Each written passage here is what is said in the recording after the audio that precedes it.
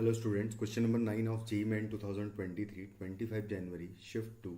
The question is the number of functions f from 1, 2, 3, 4 to a belongs to z where mod a is between -8 and n. मतलब 8 a की value -8 से 8 होगी because mod a is less than equal to 8 है.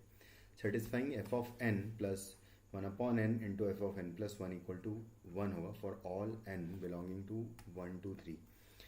तो हम क्या करते हैं, इसको पहले सिंप्लीफाई करके अगर लिखें तो ये हो जाएगा n into f of n plus f of n plus 1 is equal to हो जाएगा n एलसीएम लेने के बाद, या n से मल्टीप्लाई किया हमने इस पूरी इक्वेशन को, तो इस तरीके से हमें मिलेगा.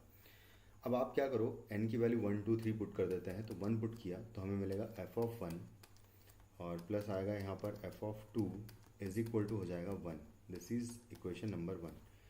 जब n की वैल्यू 2 पुट करेंगे तो हमें मिलेगा 2 into f of 2 plus f of 3 हो जाएगा यहाँ पर और इक्वल टू हो जाएगा 2, है ना. n की जगह 2 रख दिया. n की वैल्यू जब मैं 3 पुट करूँगा तो मुझे मिलेगा 3 टाइम्स एफ ऑफ 3 और प्लस आ जाएगा एफ ऑफ 4 इक्वल टू आ जाएगा 3. ये आपकी हो जाएगी थर्ड इक्वेशन. तो ये सेकेंड एंड ये थर्ड इक्वेशन. अब इनको मैनिपुलेट करके हम लोग डिफरेंट वैल्यूज़ निकाल सकते हैं, एफ ऑफ 1, 2 और 3 की, 4 की भी. तो हम लोग क्या करते हैं सबसे पहले तो कि एफ ऑफ 1 के टर्म्स में सबकी वैल्यूज़ अगर निकालें तो एफ ऑफ 2 की वैल्यू हमें मिलेगी, f of 2 is equal to हो जाएगा 1 माइनस एफ ऑफ 1, है ना. कुछ इस तरीके से मिलेगा. इसको मैं पुट कर देता हूँ इन सेकेंड इक्वेशन.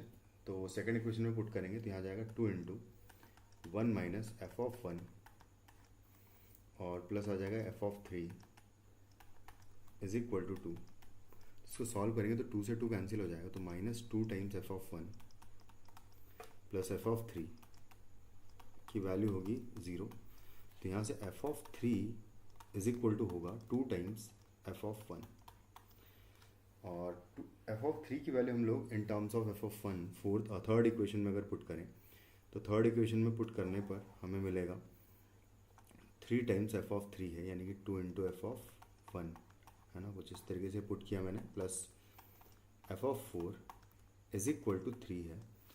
तो यहाँ से जो एफ ऑफ 4 की वैल्यू आएगी वो आ जाएगी हमारे पास 3 माइनस 6 टाइम्स एफ ऑफ 1 आएगा. अब हम जानते हैं कि जो सेकंड सेट है वो ये है जिसमें कि a की वैल्यूज़ हमें मिल रही है.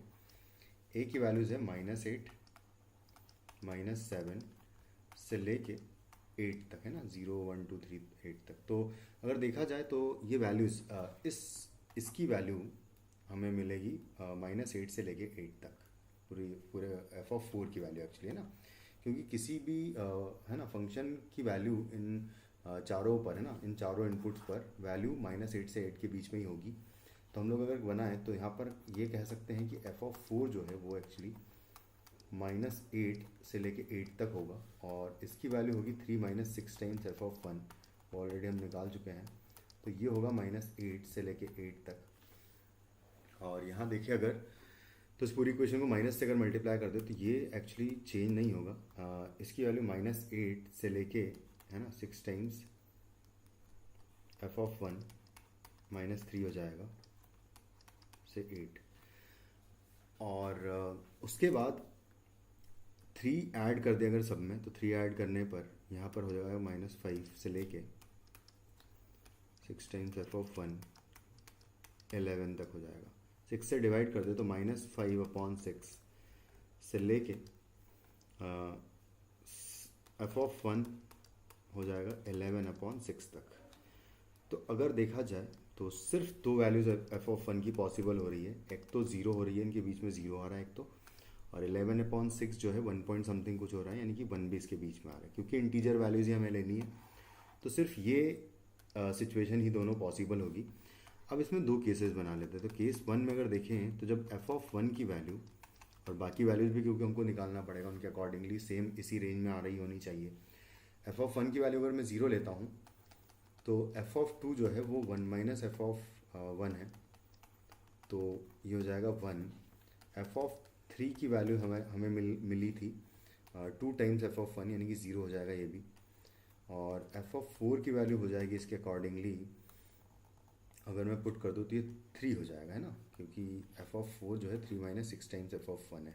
तो हाँ, सारी वैल्यूज रेंज में आ रही है तो चलेगा, कोई दिक्कत नहीं है। केस 1 जो है सेटिस्फाई कर रहा है।